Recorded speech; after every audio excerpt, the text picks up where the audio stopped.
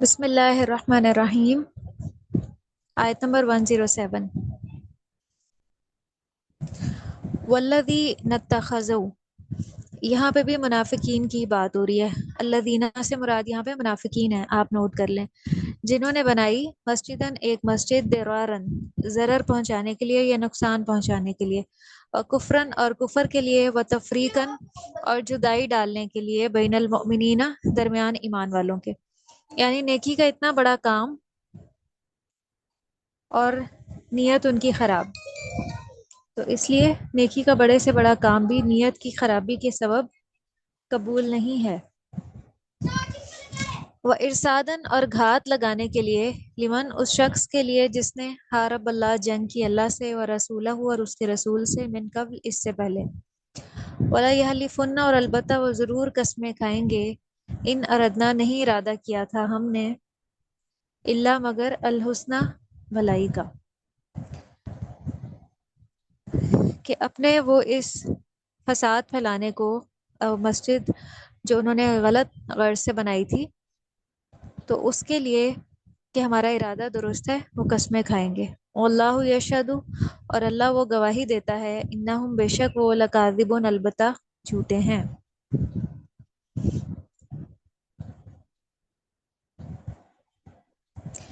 اس آیت سے آگے بھی کچھ آیات تک ایک مسجد بنانے کا ذکر آ رہا ہے۔ اس کی تفصیل کچھ یوں ہے کہ مدینہ طیبہ میں ایک شخص جس کا نام تھا ابو عامر، جو زمانہ جاہلیت میں نصرانی ہو گیا تھا، یعنی عیسائی ہو گیا تھا، اور ابو عامر راہب کے نام سے مشہور تھا۔ یہ وہی شخص ہے جن کے بیٹے حنظلہ ہیں رضی اللہ عنہ، مشہور صحابی، جن کے بارے میں آتا ہے کہ ایک بار وہ نبی کریم صلی اللہ علیہ وسلم کے پاس آئے اور کہنے لگے کہ مجھے ایسے لگتا ہے کہ میں منافق ہو گیا ہوں۔ اللہ کے نبی نے پوچھا کہ اس کی کیا وجہ ہے، تو کہنے لگے کہ میرا دل جس طرح آپ کے مجلس میں ہوتا ہے، آپ کی محفل میں ہوتا ہے، میرے ایمان کی جو کیفیت آپ کے ساتھ ہوتی ہے وہ گھر جا کے نہیں ہوتی، یعنی گھر جا کے میں اپنے انہی روٹین کے کاموں میں مشغول ہو جاتا ہوں، اپنے ایمان کی انہیں اتنی زیادہ فکر تھی۔ اور یہ وہی صحابی رسول تھے جن کی لاش کو فرشتوں نے غسل دیا تھا ایک غزوہ کے موقع پہ، اور انہیں غسیل الملائکہ بھی کہا جاتا ہے،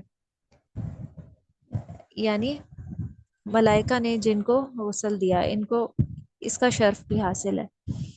لیکن باپ جو ہے وہ اپنی گمراہی اور نصرانیت پر ہی قائم رہا۔ جب اللہ کے نبی مدینہ تشریف لائے تو ایک طرف عبداللہ بن ابی تھا۔ عبداللہ بن ابی کون تھا؟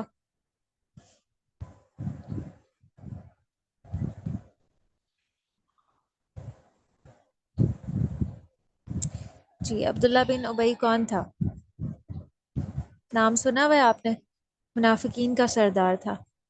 مدینہ پہنچنے پہ ایک طرف تو آپ کو عبداللہ بن ابی سے واسطہ پڑا، اور دوسری طرف اس شخص سے جس کا نام ابو عامر راہب تھا، جس نے یہ مسجد بنائی تھی، مسجد ضرار۔ تو یہ اپنے آپ کو بڑا عبادت گزار، بڑا درویش، اور نیکی اور تقوی کے اعلیٰ مقام پر قائم رہنے والا سمجھتا تھا۔ تو جب نبی کریم صلی اللہ علیہ وسلم مدینہ تشریف لائے تو اس نے کیا کیا کہ یہ مسجد تعمیر کی۔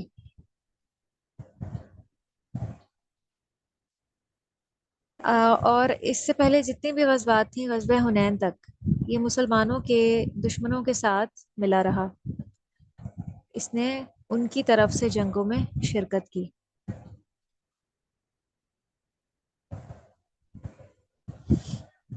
اور آخر میں یہ مدینہ سے بھاگ گیا تھا ایک بہت دور کی جگہ پہ، اور وہیں پہ ہی یہ مر گیا۔ لیکن جب تک یہ زندہ رہا، اسلام اور مسلمانوں کے خلاف سازشوں میں ہی لگا رہا۔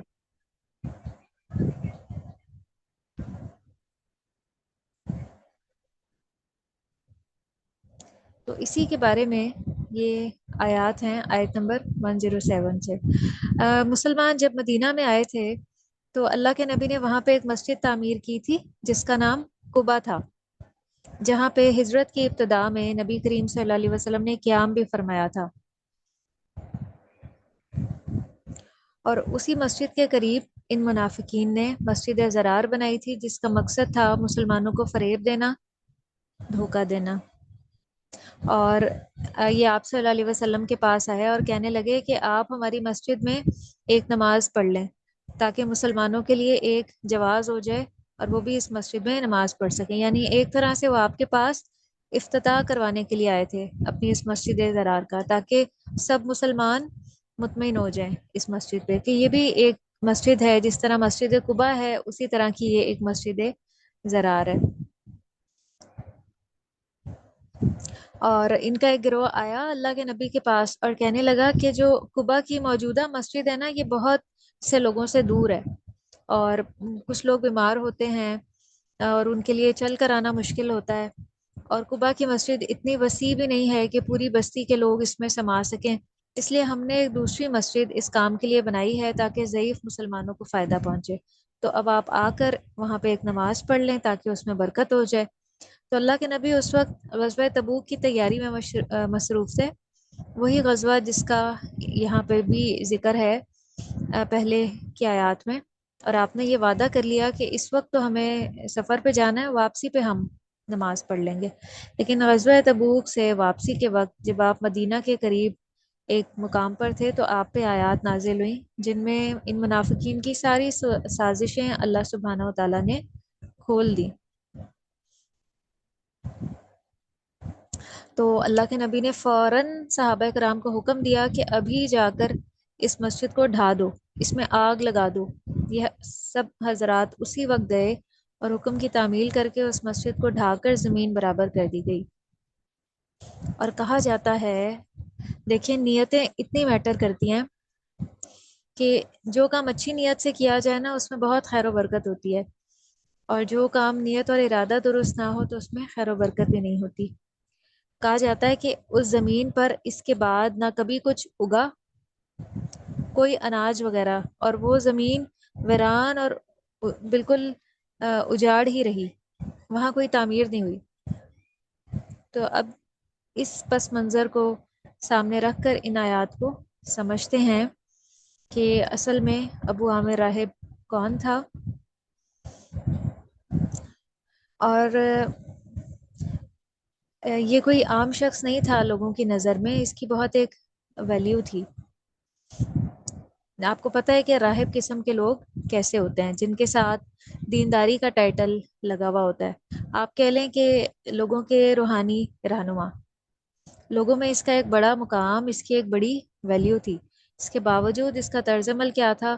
نبی کریم صلی اللہ علیہ وسلم جب مدینہ آئے تو آپ کی خدمت میں حاضر ہوا اور کچھ سوال کیے، آپ صلی اللہ علیہ وسلم نے اس کو جواب بھی دیے، لیکن پھر بھی یہ مطمئن نہیں ہوا۔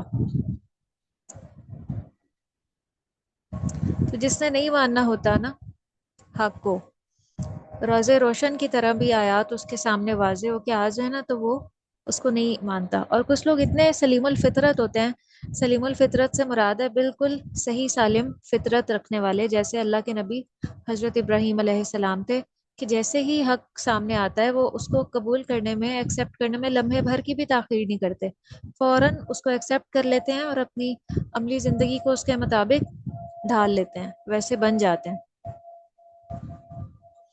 یعنی کچھ لوگوں کو سچائی جب سمجھ میں آ جاتی ہے نا، پھر وہ اپنی عقل استعمال نہیں کرتے، بات جیسی سمجھ میں آتی ہے وہ فوراً اس کو لے لیتے ہیں۔ بہت سے لوگ ایسے ہوتے ہیں جن کو بہت سے دلائل بھی نہیں سمجھا سکتے۔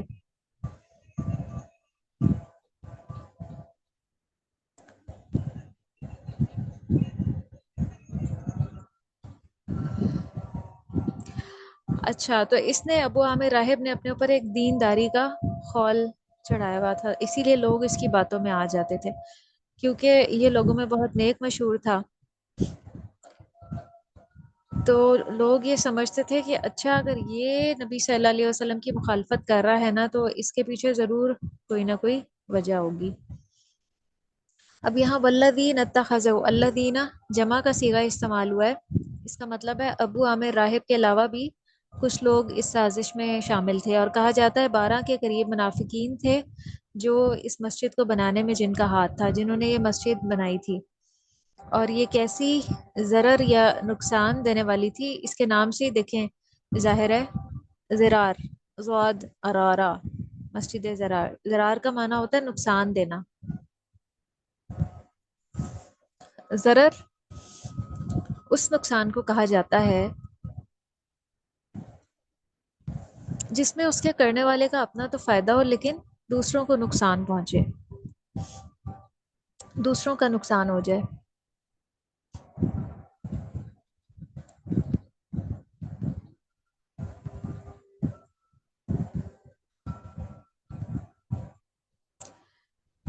تو یہ فرمایا جا رہا ہے کہ جنہوں نے ایک مسجد بنائی ضرار دینے کے لیے، نقصان دینے کے لیے، ستانے کے لیے، اذیت پہنچانے کے لیے اور کفر کے لیے، تو سوال یہ پیدا ہوتا ہے کہ یہ مسجد کیوں بنائی گئی تھی اور اس کا نقصان کیا تھا؟ یہ مسجد عبادت کی غرض سے نہیں بنائی گئی تھی، اسلام کے خلاف ایک چھپے محاذ آرائی کے لیے بنائی گئی تھی، سازشیں کرنے کے لیے، کہ منافقین کو سازشوں کے لیے ایک مقام مہیا ہو جائے، کفر کے لیے، کیونکہ منافقین کے اندر تو کفر ہی تھا، تو وہ اپنے مقاصد کو پورا کرنے کے لیے یہ مسجد انہوں نے بنائی تھی۔ عام مسجدیں کس لیے بنائی جاتی ہیں؟ صرف اسلام کی خاطر اپنائی جاتی ہے تاکہ لوگ اسلام عبادت کی کریں۔ خاطر، ایمان کی خاطر، ایمان کی تقویت کے لیے، اللہ کی عبادت کے لیے۔ لیکن یہ مسجد جدائی ڈالنے کے لیے بنائی گئی تھی، مومنین کے درمیان فرقہ واریت پھیلانے کے لیے۔ فرقہ واریت کس طرح؟ کیونکہ پہلے ہی اس علاقے میں مسجد قباء تو موجود تھی، تو قریب ہی ایک اور مسجد بنانے سے کیا نقصان ہو سکتا تھا کہ وہ لوگ جو مسجد قباء میں نماز پڑھتے تھے ان کو تقسیم کر کے، الگ الگ کر کے ایک دوسری طرف ان کا رخ موڑ دیا جائے، اسلام کا شرازہ بکھیرنے کے لیے۔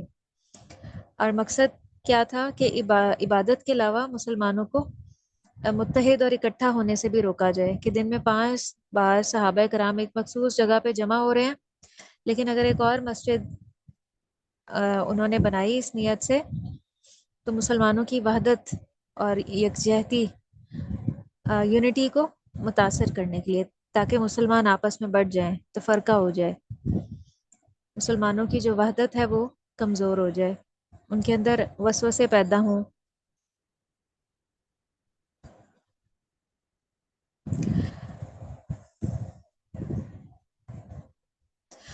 تو یہ جو ابو عامر راہب ہے نا، اس کی ساری ہمدردیاں اسلام کے دشمنوں کے ساتھ تھیں، تو اس نے چاہا کہ انہیں کوئی ایسا مرکز مل جائے این اسلامک اسٹیٹ کی طرح، جہاں بیٹھ کر یہ اسلام کے خلاف ہی سازشیں کریں، مشورے کریں، اور مسجد کے نام سے ایک سازشوں کا اڈا بنا لیں، تاکہ ان کی سرگرمیوں پہ پردہ پڑا رہے، کیونکہ ظاہری سی بات ہے اگر وہ مسجد میں بیٹھ کے مسلمانوں کے خلاف پلانز بنا رہے ہیں تو کسی کو بھی شک نہیں ہو سکتا، سب یہی کہیں گے کہ وہ تو مسجد میں بیٹھے ہیں، اور مسجد تو عبادت کی جگہ ہوتی ہے، اللہ کا ذکر اور اللہ کو یاد کرنے کی جگہ ہوتی ہے، تو یقیناً وہ کوئی اچھا ہی کام کر رہے ہوں گے۔ اچھا، حضرت عمر رضی اللہ عنہ کے دور میں نا اس سے متعلق ایک فرمان بھی جاری ہوا تھا، جس میں کہا گیا تھا کہ ایک مسجد کے قریب دوسری مسجد نہ بنائی جائے، تاکہ جو پہلی مسجد کی جماعت اور رونق ہے وہ متاثر نہ ہو۔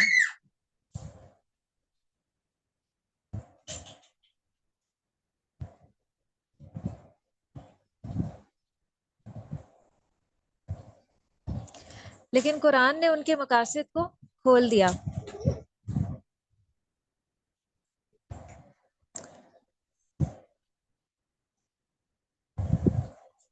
اچھا، پھر آگے یہ کہہ رہے ہیں، اللہ تعالیٰ فرما رہے ہیں وَلَا يَحْلِفُنَّ، اور البتہ یہ ضرور قسمیں کھائیں گے کہ ہم بجز بھلائی کے اور ہماری کچھ نیت نہیں ہے، ہمارا ارادہ تو محض بھلائی کا ہے، یعنی ہمارے مقاصد نیک ہیں، ہم تو اسلام کی خدمت کر رہے ہیں، کہ جو بیچارے معذور کمزور لوگ ہیں، دور نہیں جا سکتے، وہ قریب ہی نماز پڑھ لیں، اندھیرے میں رات میں کئی بار سردی ہوتی ہے یا بارش ہوتی ہے، مسجد قباء جن لوگوں کو دور پڑتی ہے اور جماعت میں حاضر نہیں ہو سکتے، ہم نے ان کی سہولت کے لیے یہاں قریب مسجد بنا دی ہے، تو اسی کی طرف اشارہ ہے، وَلَا يَحْلِفُنَّ إِنْ أَرَدْنَا إِلَّا الْحُسْنَى، نہیں ارادہ کیا مگر ہم نے بھلائی کا۔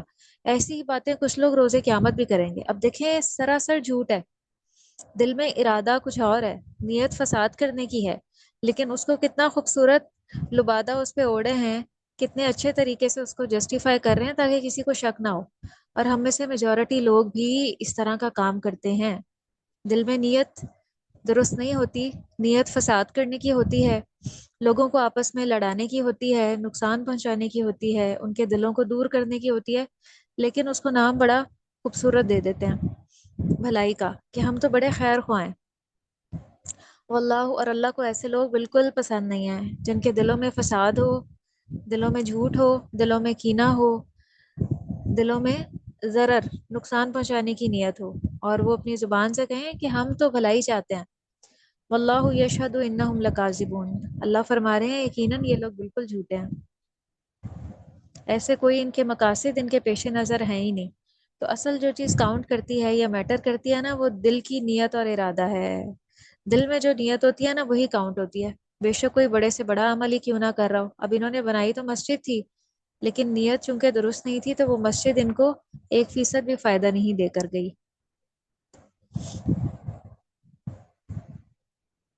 تو اس سے ہمیں ایک معیار پتہ چل رہا ہے کہ آج کے دور میں بھی ایک منٹ،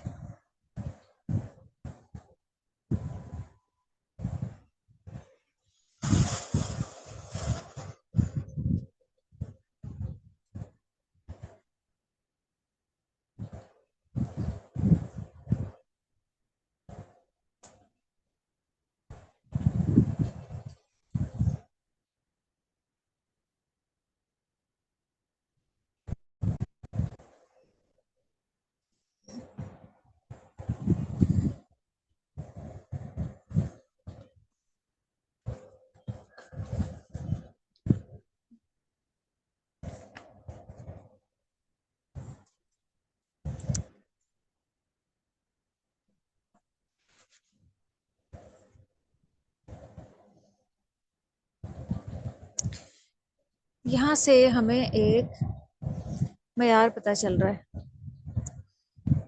کہ آج بھی اگر کوئی شخص اسلام کا لبادہ اوڑھ کے اسلام کو نقصان دے رہا ہے تو اس کی پہچان کہاں سے ہوگی؟ نمبر ایک، زرار سے، کہ وہ مسلمانوں کے لیے اذیت کا سبب تو نہیں، نقصان دینے کا سبب تو نہیں، اور اس شخص سے، ریلیونٹ شخص سے اسلام کا امیج تو خراب نہیں ہو رہا۔ اور نمبر دو، اس کی کوششیں کفر کے لیے ہیں، کافروں کو فائدہ دینے کے لیے ہیں، کفار کو مضبوط کرنے کے لیے ہیں، یا کفر کے عزائم کی تکمیل کر رہی ہیں۔ تیسری چیز یہ کہ وہ مومنوں کے درمیان، مسلمانوں کے درمیان اختلاف تو نہیں پھیلا رہا۔ اور نمبر چار، کہ اہل کفر کے لیے ایک پناہ گاہ بن جائے یا ایک سینٹر بن جائے۔ تو آج بھی جس شخص کا ارادہ ان میں سے کوئی بھی ایک ہو تو وہ کیا ہے، ایک نقصان یا ایک خطرہ ہے۔ جس طرح مسجد زرار خطرناک تھی، اسی طرح وہ ریلیونٹ شخص بھی نقصان دہ ہے۔ ان چار نکات سے پہچان ہوگی۔ پھر اللہ کے نبی نے فرمایا مسجد زرار کے بارے میں کہ تم، صحابہ کرام سے فرمایا کہ تم کبھی بھی اس میں کھڑے نہ ہونا۔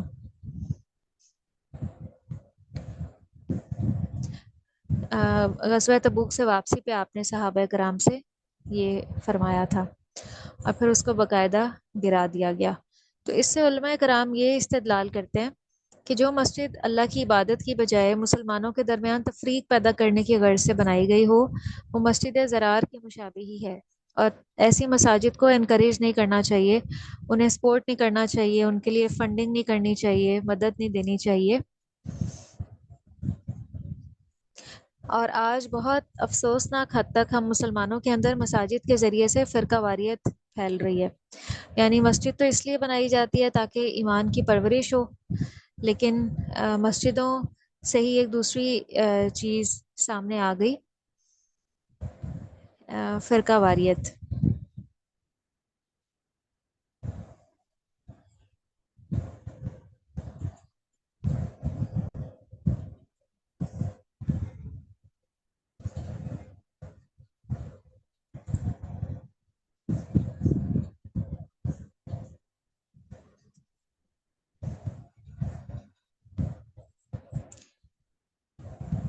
मस्जिद कुबा के बारे में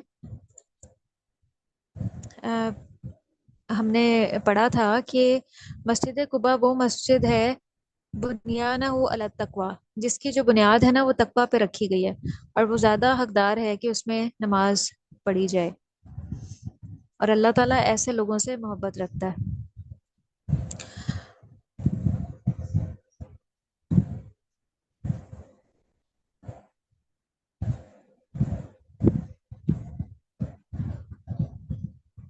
तो अल्लाह ताला ने सहाबा कराम को जो मस्जिद कुबा में नमाज पढ़ते थे उनकी नमाजों की तारीफ़ की है और उनको प्रमोट किया है, और इस मस्जिद को इज़्ज़त भी अता की है। और आपको पता है कि मस्जिद कुबा में 2 रकत नमाज पढ़ने का जो सवाब है ना वो एक उम्रे के बराबर है, इतनी ज़्यादा फजीलत है। तो जो लोग उम्रा करने जाते हैं ना वो इस मस्जिद को जब विजिट करते हैं, मस्जिद कुबा को, तो वहाँ पे 2 रकत नफल नमाज भी अदा करते हैं, तो इसका सवाब एक उम्रे के बराबर है। तो इस मस्जिद को भी ज़रूर विजिट करना चाहिए, क्योंकि इस मस्जिद की बुनियाद अल्लाह के तकवा, अल्लाह के खौफ पे रखी गई थी पहले दिन से ही। जिस तरह मस्जिद नबी की बुनियाद रखी गई, ऐसे ही मस्जिद कुबा की बुनियाद रखी गई थी। तो अल्लाह ने फरमाया ये मसाजिद ऐसी हैं, ये ज़्यादा हकदार हैं कि वहाँ पे खड़ा हुआ जाए और खड़े होकर वहाँ नमाज अदा की जाए। और आप तकरीबन हर हफ्ते मस्जिद कुबा को विजिट किया करते थे, कभी आप सवार होके जाते थे, कभी पैदल होके जाते थे। तो यहाँ से एक ये बात भी पता चल रही है कि जो मस्जिद की बुनियाद है ना वो ज़मीन पर नहीं होती बल्कि वो दिलों पर होती है। अगर दिलों में तकवा हो तो मस्जिदें भी बाबरकत होती हैं, और मस्जिदों की बुनियाद तो तकवा पर ही होनी चाहिए। और अगर दिल में तकवा ना हो तो वो नेकी काबिल कबूल नहीं होती। और कितनी बड़ी मिसाल है हमारे सामने मस्जिद ज़रार की, कि नीयत ख़राब होने की वजह से अमल ज़ाया हो गया। आप बड़े से बड़ा काम कर लें, एक आली शान मस्जिद तामीर कर लें, लेकिन आपके अंदर अगर नीयत है शोहरत, दिखावा, अपने मालदार होने का ऐलान, या अपने पाक साफ होने का इजहार, बहुत नेक और खुदा खौफी का इजहार, तो अगर ये चीज़ें आपके अंदर नहीं हैं तो वो मस्जिद हकीकी मानों में आपको कोई फ़ायदा नहीं देगी।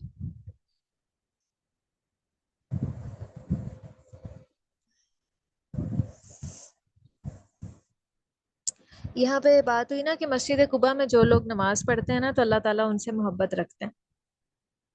तो हमें भी उन लोगों से मोहब्बत रखनी चाहिए जिनके अंदर अल्लाह का तकवा होता है। सबसे पहले हमें खुद ऐसा बनने की कोशिश करनी चाहिए, और फिर उसके बाद हम उन लोगों से मोहब्बत करें, ऐसी मजलिसों में बैठें, ऐसे लोगों के पास जाएं ताकि हमें भी उनकी मोहब्बत हासिल हो। और हमें ये दुआ भी मांगनी चाहिए कि ऐ अल्लाह हमें सबसे पहले अपनी मोहब्बत अता फरमाइए। 1 मिनट वेट कीजिएगा।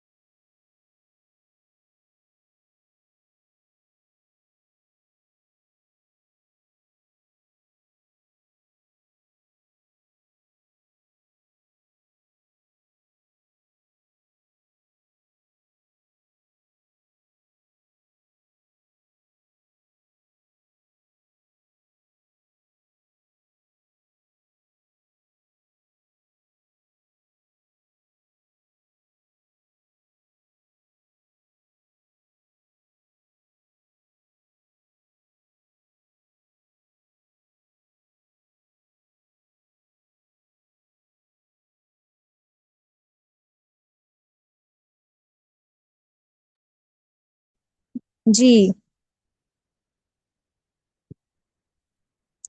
तो हमें अपनी दुआओं में एक ये दुआ भी शामिल करनी चाहिए कि अल्लाह हमें अपनी मोहब्बत दे और उन लोगों की मोहब्बत जो तुझसे मोहब्बत करते हैं। हमें क्या दुआ करनी चाहिए?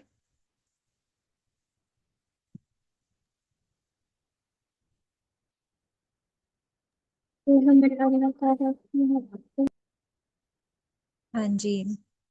शायद नंबर 108 में अल्लाह ताला ने फरमाया कि ला तकुम फीही अबदा, आप उसमें कभी खड़े ना हो। मस्जिद ज़रार की ही बात हो रही है।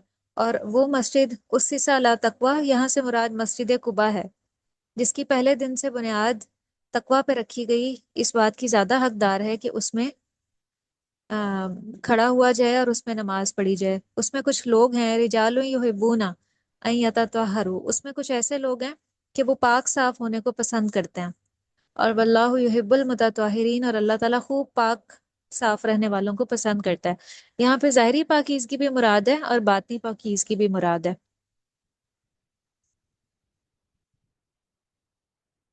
लेकिन आज बड़े दुख के साथ कहना पड़ता है कि हम मुसलमान अपनी बातनी पाकीज़गी का भी ध्यान नहीं रखते। बातनी पाकीज़गी से मुराद है कि हम अपने दिल को हसद, कीना, बुग़्ज़, अदावत, इस तरह के जज्बात से महफूज रखें। और ज़हरी सफाई से मुराद है कि हम अपने सबसे पहले अपनी ज़ात, अपने लिबास, अपने घर, फिर जो गली मोहल्ले बाजार, हर चीज़ की सफाई का खास ख्याल रखें। हम क्या करते हैं, अपने घरों को साफ करके जो गार्बेज या कूड़ा होता है उसको बाहर फेंक देते हैं, जबकि वो भी जगह उसको साफ रखना हमारे जिम्मे है। ये मुल्क हमारा है, जिन सोसाइटीज में हम रहते हैं वो भी हमारी हैं। तो एक बंदा मोमिन जो है ना, वो बेहिस नहीं होता कि वो सिर्फ अपनी जात के बारे में तो सोचे, अपनी सोसाइटी या अपने मुल्क के बारे में ना सोचे।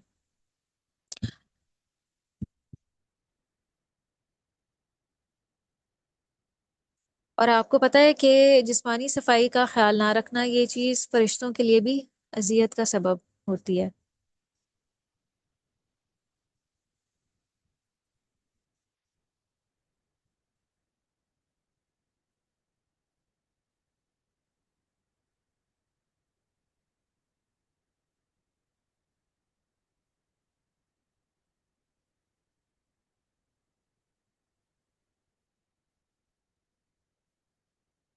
एक आयत नंबर 109, अफमन उसिसा बुनियाना अला तकवा, वो शख्स जिसने अपनी इमारत की बुनियाद अल्लाह से डरने पर और अल्लाह की खुशनुदी पर रखी, या वो शख्स जिसने अपनी इमारत की बुनियाद किसी घाटी के किनारे पर जो कि गिरने वाली थी रखी, फिर वो इसको लेकर आतिश दोजख में गिर पड़े, और अल्लाह ताला ऐसे जालिमों को समझ ही नहीं देता।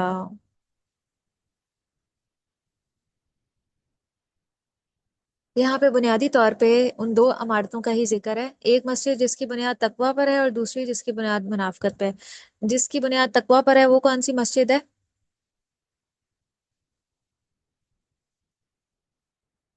मस्जिद, और जिसकी बुनियाद मुनाफिकत पे है वो कौन सी मस्जिद है। मस्जिद ज़रार। हाँ, लेकिन असल में यहाँ पे दो किरदारों का कंपैरिजन भी है, सिर्फ मस्जिद की बात नहीं हो रही। एक वो शख्स जिसने अपनी जिंदगी की अमारत तकवा पर उठाई है, और दूसरी जिसने अपनी जिंदगी की जो अमारत है वो मुनाफिकत पर रखी है। इन दोनों की जिंदगी, इनका लाइफस्टाइल एक जैसा नहीं हो सकता। और अल्लाह ताला जालिमों को हदायत नहीं देता है, रास्ता नहीं दिखाता। यहाँ जालिम कौन है, मुनाफिक। यहाँ मोमिन और मुनाफिक के अमल की मिसालें दी जा रही हैं। मोमिन का अमल अल्लाह के तकवा पर होता है, उसका हर काम अल्लाह की रजामंदी पर मबनी होता है। इसके बरक्स मुनाफिक का अमल रियाकारी पर मबनी होता है, शर और फसाद पर मबनी होता है। और जिंदगी की तामीर इन दो ही बुनियादों पर खड़ी हो सकती है, या आखिरत मतलूब हो या दुनिया, या अल्लाह की रजा मतलूब हो या अपनी ख्वाहिशात या दिखावा। तो ये दो बिल्कुल अपोजिट किरदार हैं जो हमारे सामने आए हैं, और हमें अपना जायजा लेना है कि हमने अपनी बुनियाद किस पर रखी हुई है। तकवा एक मजबूत चट्टान की तरह है, इसके बरक्स मुनाफिकत चट्टान के नीचे से गुजरते हुए पानी की वजह से जो खड्डा सा पड़ जाता है ना, उसकी तरह है।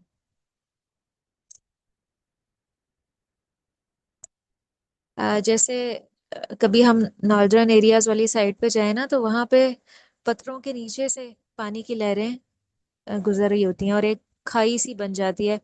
और यूं लगता है कि अगर उन पत्थरों पे कोई खड़ा होगा जिसके नीचे खाई है, तो हो सकता है वो पत्थर नीचे गिर जाए। बड़ा ही खौफनाक मंजर लगता है। तो मुनाफिकीन की जो जिंदगी की इमारत है ना, वो ऐसे ही अंदर से खोखली होती है। बसायर वो जितना भी फसाद बर्पा करें, लेकिन अंदर से वो बिल्कुल खोखले होते हैं, ईमान ना होने की वजह से। बहुत ही वो डरपोक होते हैं, बहुत बुज़दिल होते हैं, बहुत नाउमीद होते हैं। मुनाफिकत इंसान को अंदर से खोखला कर देती है, क्योंकि उसकी कोई मजबूत बुनियाद तो होती नहीं। तकवा जो है उसकी बुनियाद बहुत मजबूत होती है, और मुनाफिकत की कोई बुनियाद नहीं होती।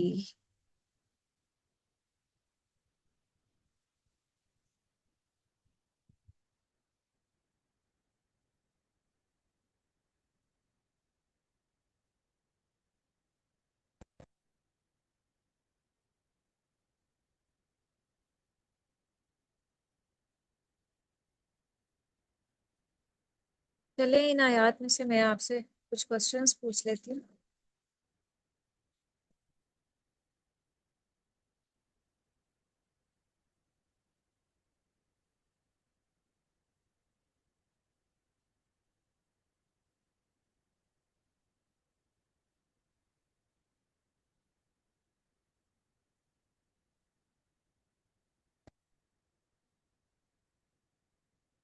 मुनाफिकीन ने मस्जिद ज़रार किस मकसद के लिए बनाई थी?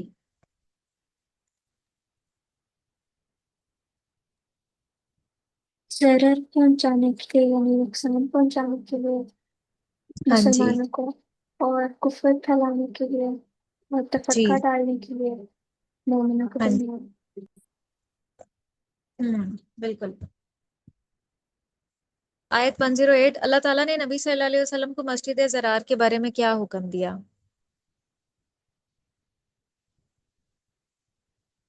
कि वो मस्जिद ज़रार में कभी ना करें, क्योंकि उसकी बुनियाद तकवा पर नहीं की गई थी। हाँ जी।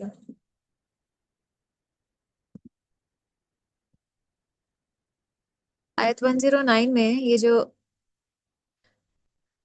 दो इमारतों की बात हुई है, यहाँ पे कौन कौन सी मसाजिद मुराद हैं? बुनियाना हु अला तकवा से मुराद कौन सी है? और अस्ससा बुनियाना हु अला शफा जुरुफिन हार, पहली से मुराद क्या और दूसरी से मुराद क्या है? पहली से मुराद वो मस्जिद जो तकवा पर जिसकी बुनियाद तकवा पर है, यानी मस्जिद कुबा, और दूसरी मस्जिद ज़रार। और ये बताएं कि मस्जिद बनाने के लिए क्या बुनियाद होनी चाहिए?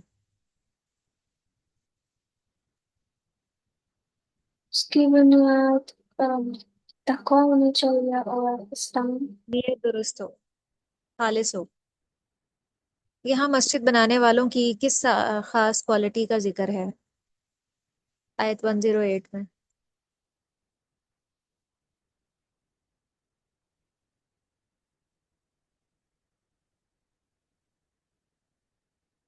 अल्लाहु युहिब्बुल मुतत्वाहिरीन। अगर हम चाहते हैं कि अल्लाह ताला हमसे मोहब्बत करें, तो हमें कौन सी क्वालिटी अपने अंदर पैदा करनी होगी? अ, पाक हाँ जी, पाकीज़गी इख्तियार अंदर करनी से। होगी। ज़ाहिरी पाकीज़गी भी और बातनी पाकीज़गी भी। ज़ाहिरी पाकीज़गी में ये भी आ जाता है कि हम बावुज़ू रहने की कोशिश करें, और अपनी तहारत का खास ख्याल रखें, और अच्छे तरीके से इस्तंजा करें। इस्तंजा होता है नापाकी को दूर करने के लिए जो किया जाता है। अंदर और बाहर हर तरह से पाक साफ रहा जाए।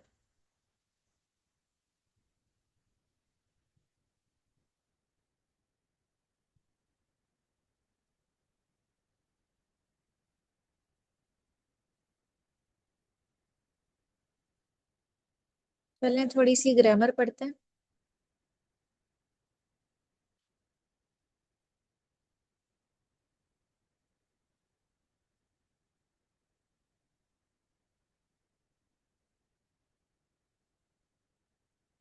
हम मुरक्कबे जारी में थे।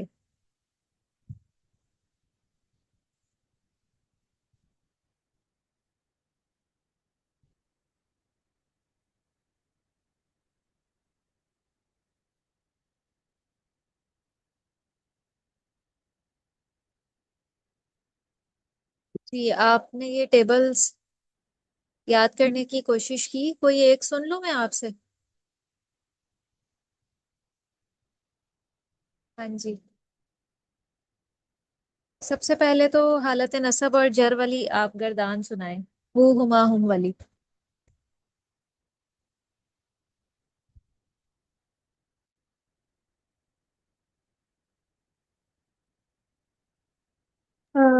ہو ہما ہم، ہوا ہو ہما ہم، ہا ہما آپ ہمنا، کا جی کما کم، کی کما کنیا، اور یا اور نا۔ ہاں جی، تو اس کے بعد آپ سنائیں منہو، منہو کے ساتھ یہ والی گردان سنائیں۔ من کا معنی کیا ہوتا ہے؟ من،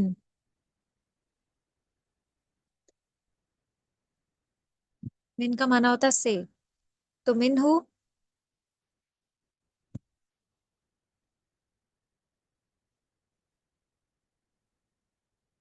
منہو کے ساتھ سنائیں۔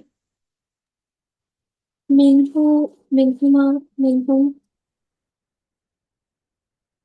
منہا، منہما، منہنا، جی من کا، منکما، منکم، شاباش۔ من کی، منکما، منکنہ۔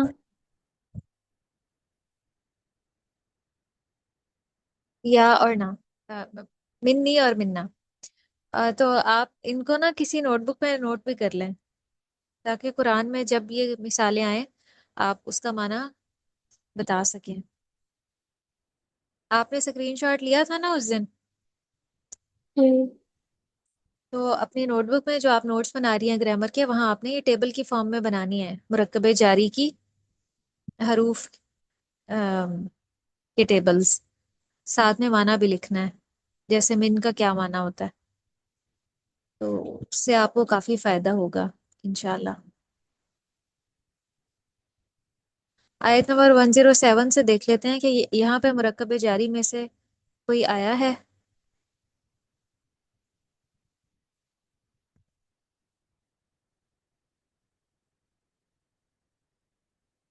جی آیت نمبر 108 میں بتائیں، مجھے تو ویسے نظر آ رہا ہے، آپ بھی فائنڈ کریں۔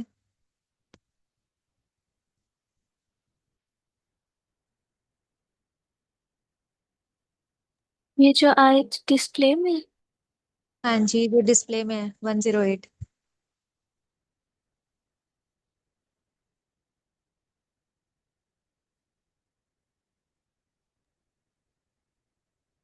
ہاں جی، لا تکم فیہ ابدا،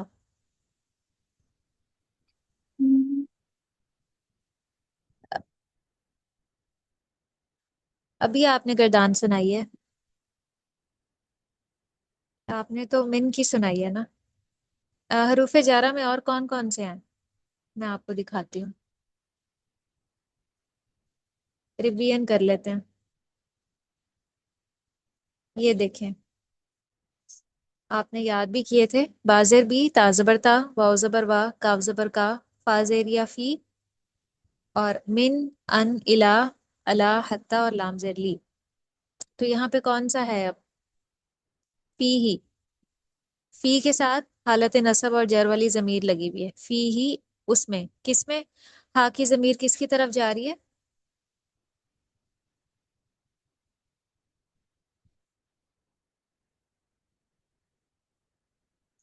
کس کی طرف جا رہی ہے؟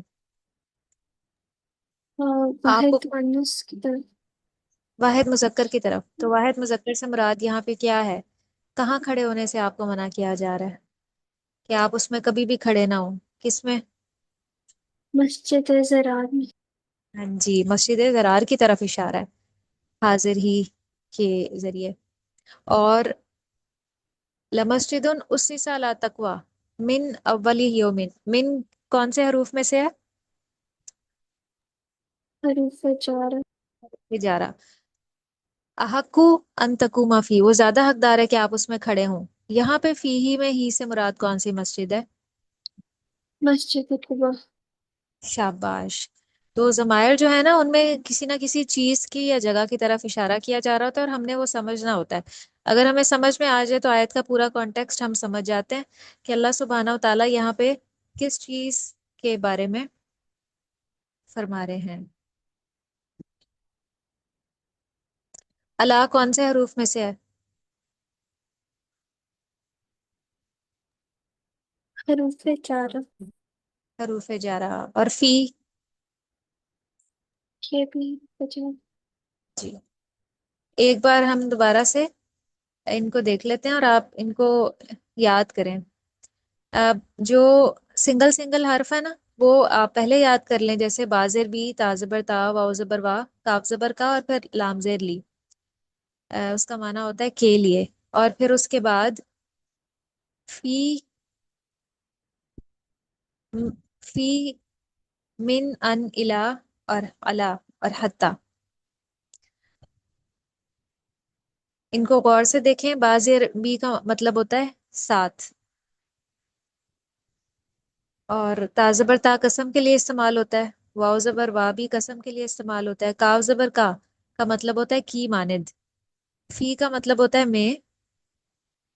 من اور ان کا مطلب ہوتا ہے سے، الا تک یا کی طرف، الا اوپر، حتی یہاں تک کے، علی کے لیے. جیسے للہ ہی ہم کہتے ہیں، للہ ملک السماوات والارض، اللہ ہی کے لیے ہے بادشاہت آسمانوں اور زمین کی. چلیں پہلے آپ یہ حروف سنائیں اور پھر میں ترجمہ درمیان میں سے سنتی ہوں آپ سے.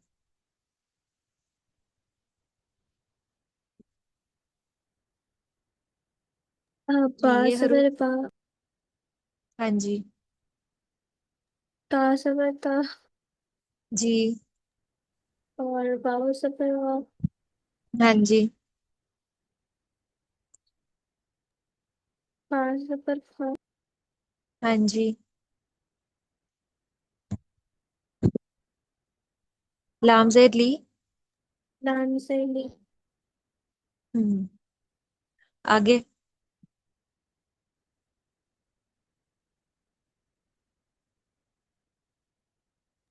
من، ان. من، ان، ہاں جی. الا، جی. الا. اور حتی. اب آپ بتائیں کہ بازر بی کا کیا معنی ہوتا ہے؟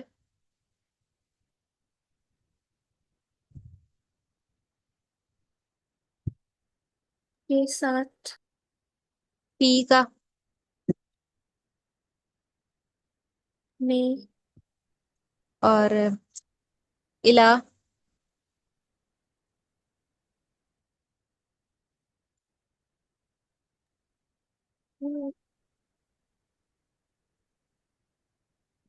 جی.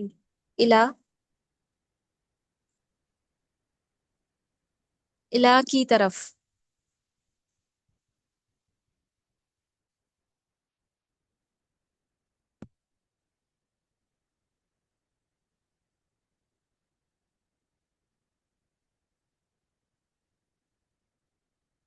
اب اگلا ٹاپک ہے جملہ اسمیہ میں مرکبات کا استعمال. جملہ اسمیہ کون سا ہوتا ہے؟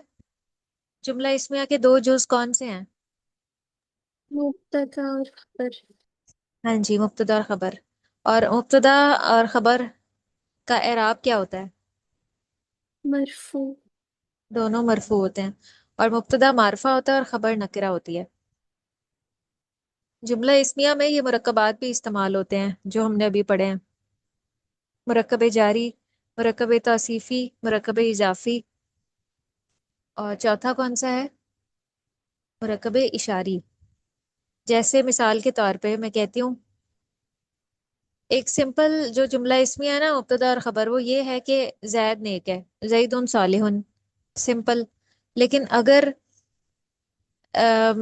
زید کی جگہ لمبا آدمی ہو، اب لمبا آدمی جو ہے نا مرکب توصیفی ہے، تو اس سے ہمیں یہ پتا چلا کہ جملہ اسمیہ میں مرکبات بھی آ سکتے ہیں، اور قرآن میں بھی یہ اسلوب استعمال ہوا ہے.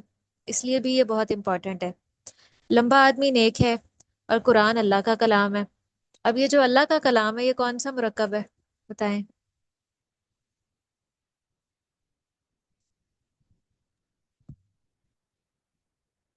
مرکب اضافی. اضافی ہے۔ اب لمبا آدمی مبتدا کی جگہ آ رہا ہے، یعنی جس کے بارے میں بات ہو رہی ہے، اور ہم اس کو عربی میں اگر کنورٹ کریں تو ہم کہیں گے لمبا آدمی۔ آپ کنورٹ کریں اس کو، مرکب توصیفی آپ نے پڑھا ہوا ہے، لمبا آدمی، پہلے آدمی کو کنورٹ کریں اور پھر لمبا۔ آدمی کو رجل کہتے ہیں اور لمبے کو طویل۔ الرجل الطويل. ہاں جی، الرجل الطویل، لمبا آدمی، صالح نیک ہے، تو یہ اس کی خبر ہے۔ الرجل الطویل مرکب توصیفی مبتدا، اور صالح اس کی خبر۔ قرآن اللہ کا کلام ہے۔ اب قرآن یعنی مبتدا یہاں پہ مفرد ہے، خبر مرکب صورت میں آ رہی ہے، مرکب اضافی۔ اب آپ کنورٹ کریں، اللہ کا کلام، كلام کلام، الله. کلام اللہ، القرآن کلام اللہ۔ تو القرآن مبتدا دیکھیں، معرفہ ہوتا ہے تو الف لام لگا ہوا ہے ساتھ، مرفوع ہوتا ہے تو پیش نظر آ رہا ہے ہمیں، اور خبر بھی چونکہ مرفوع ہوتی ہے پیش کے ساتھ ہوتی ہے تو کلام اللہ، القرآن کلام اللہ۔ تو ایک چھوٹا سا کمپلیٹ جملہ، ہم اس طرح کے کئی جملے بنا سکتے ہیں۔ محمد صلی اللہ علیہ وسلم اللہ کے رسول ہیں، محمد رسول اللہ۔ تو یہ ہے جملہ اسمیہ میں مرکبات کا استعمال۔ رسول کی اطاعت اللہ کی اطاعت ہے۔ اب یہاں پہ مبتدا بھی مرکب صورت میں ہے اور خبر بھی، دونوں مرکب اضافی کی صورت میں ہے۔ اطاعت الرسول، اطاعت اللہ، اطاعت الرسول رسول کی اطاعت، اطاعت اللہ اللہ کی اطاعت ہے۔ اب آپ اس کو کنورٹ کریں، زید نیک لڑکا ہے، زید نیک لڑکا ہے، لڑکے کے لیے ولدن استعمال ہوگا۔ زيد ولد صالح. شاباش، زید ولد صالح، محمد صلی اللہ علیہ وسلم اللہ کے رسول ہیں۔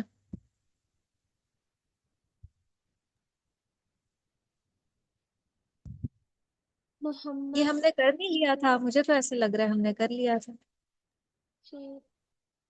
یہ ہم نے کر لیا تھا، جی. بتائیں۔ کر لیا تھا. مجھے بھی ایسے لگ رہا ہے۔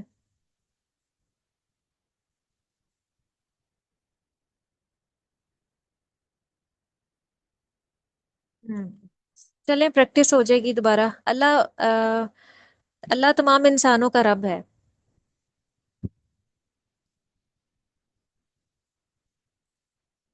جی، تمام کے لیے اجمعین آئے گا،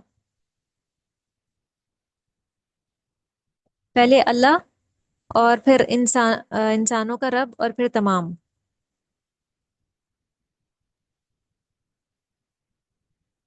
اللہ رب. اللہ رب الناس اجمعین، اللہ بدلے کے دن کا مالک ہے۔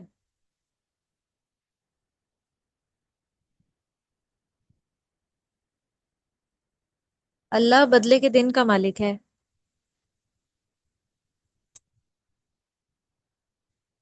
جی، بدلے کے دن کا مالک، مالک یوم الدین۔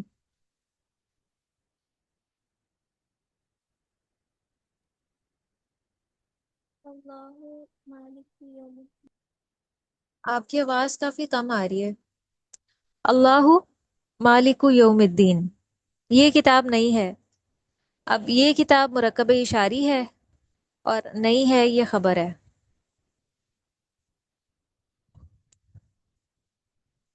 یہ کتاب نہیں ہے،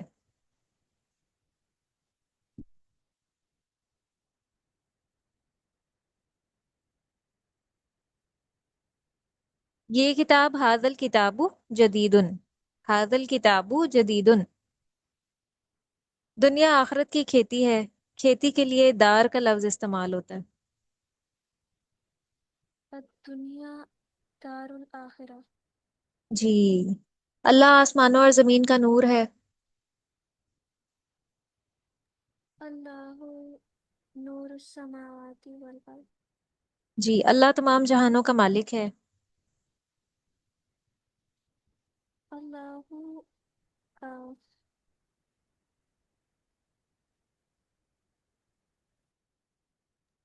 اللہ رب العالمین.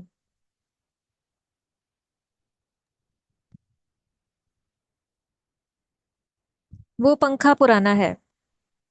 پنکھے کو کہتے ہیں مرواہا. اور وہ کے لیے تل کا استعمال ہوگا کیونکہ مرواہا مؤنث ہے. اس کو ایسے لکھا جائے گا. دل کا مرواہ قدیم.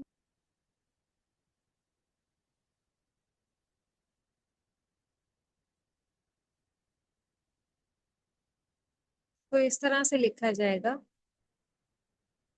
تلکل مرواہۃ قدیمۃ.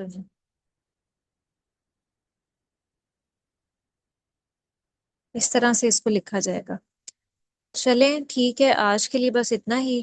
وآخر دعوانا ان الحمد للہ رب العالمین. سبحانک اللہم و بحمدک نشہد ان لا الہ الا انت نستغفرک ونتوب الیک. والسلام علیکم ورحمۃ اللہ وبرکاتہ.